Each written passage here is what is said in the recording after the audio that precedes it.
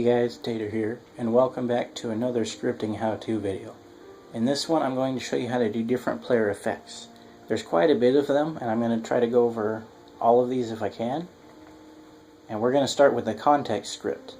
This pretty much says what the rest of the script will do to who. If you set it to context player default, that means whoever ran the script is who is going to be affected.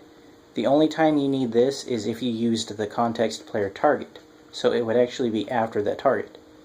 For context player target, what you would do is you would use that with the if intersect. If intersect pretty much says if somebody is in front of you or around you or wherever. The context target says, okay, after we figured out who we're targeting, then it says the target will get the effects after.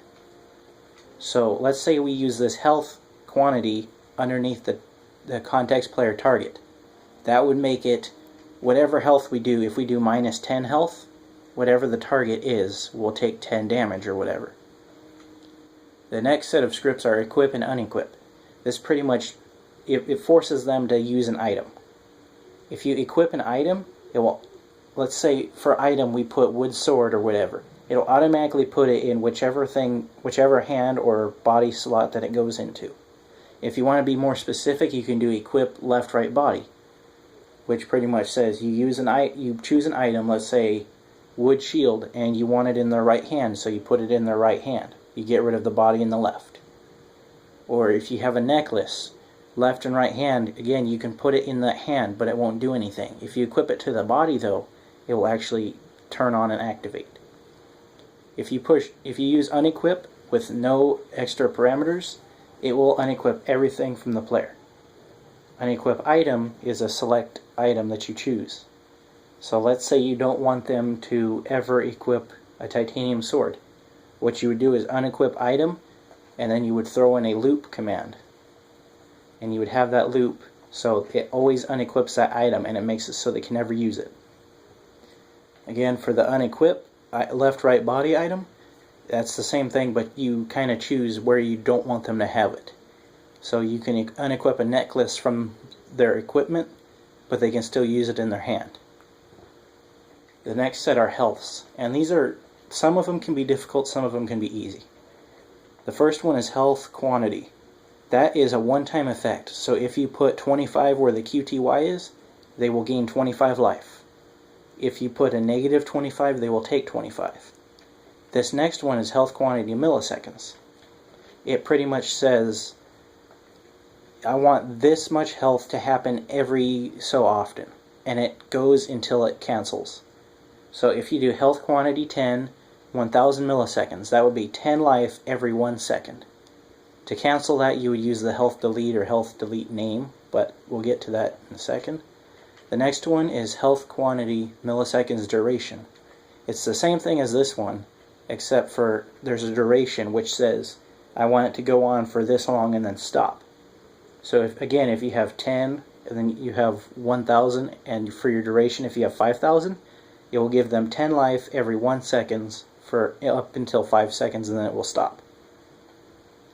The next one is a name equals X.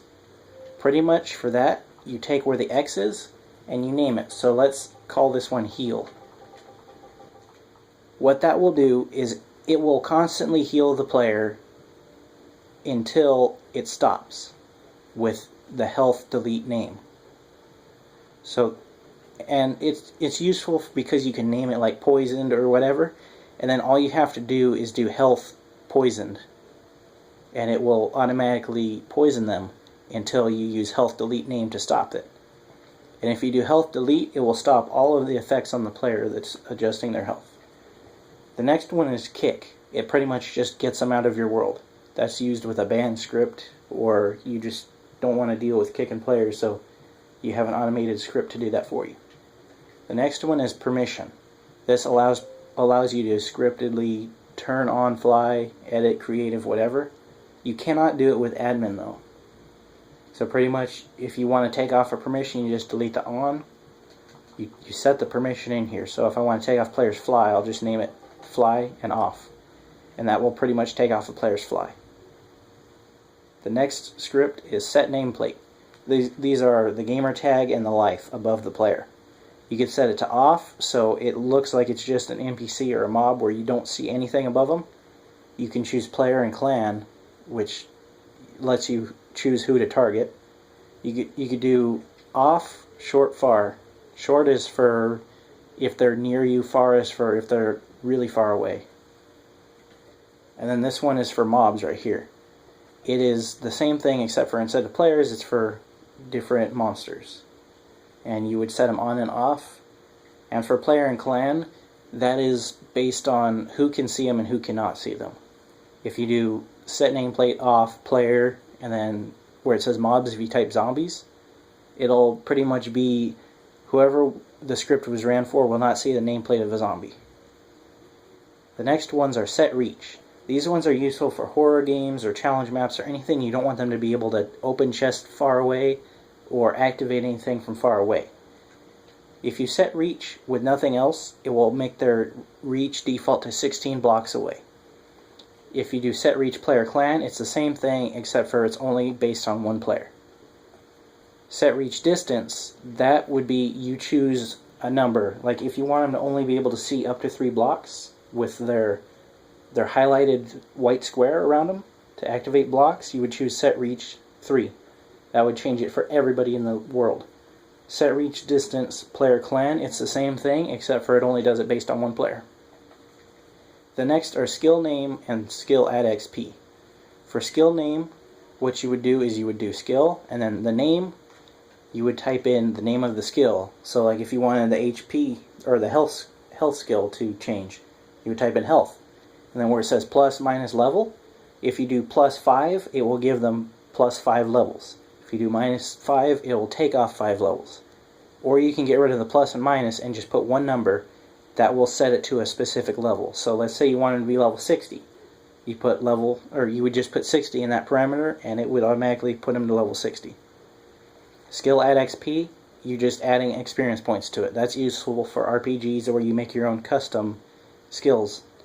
You would do, for the name you would put whatever it is, so if you want their attacking to go up, you would put attack, and then the experience maybe 200 experience points.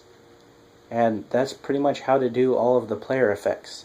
So if you liked this video, go ahead and like it, and leave a comment on what you'd like to see, and don't forget to subscribe.